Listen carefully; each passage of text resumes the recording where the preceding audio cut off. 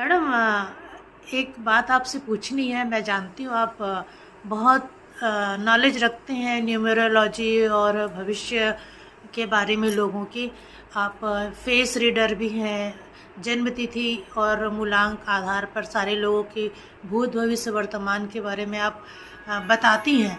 तो मैं ये आपसे जानना चाहती हूँ कि आजकल इतने सारे चैनल्स और इतने सारे लोग आके बताते हैं शुक्र ग्रह खराब है, आपके में 5 होना चाहिए, आपके खाने में कोई किसी में 6 होना चाहिए, 7 होना चाहिए, 2 होना चाहिए। कहने का मतलब तो मैं आपसे जानना चाहती हूँ वाकई में ये क्या है।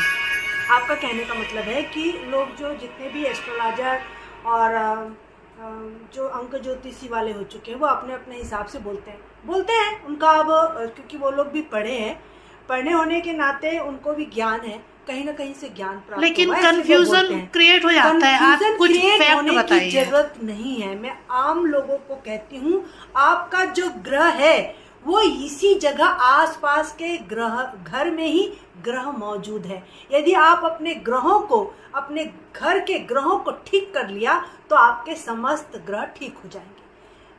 जैसे यदि आपको अपना सूर्य ग्रह ठीक करना है ना, हाँ। तो आपको अपना सूर्य ग्रह ठीक करना है तो पिता को सूर्य का दर्जा दिया गया। अब बोलोगे पिताजी को ही क्यों सूर्य का दर्जा दिया गया है?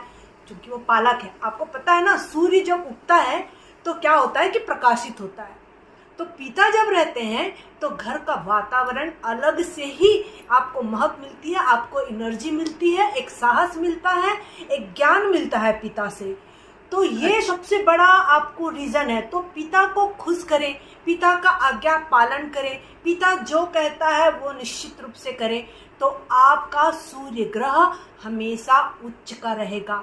अब रहा बात, आप कहोगे कि मेरा चंद्रमा नीचे, मैं तो बहुत ज्यादा उथल पुथल करता हूँ, तो बिल्कुल नहीं। आपका ग्रह आपके घर के अंदर मौजूद है, वो चंद्रमा का प्रतीक है माँ।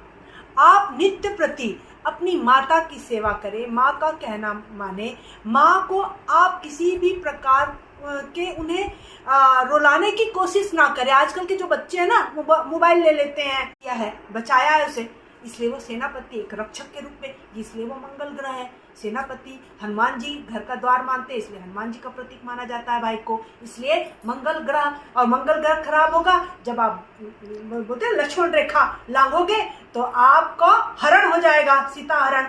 तो कहने का मतलब है भाई एक मंगल के रूप में उनसे रिश्ता अच्छा रखा जाए। हाँ, इसलिए उनके साथ उनकी रिश्ता अच्छा रखा जाए।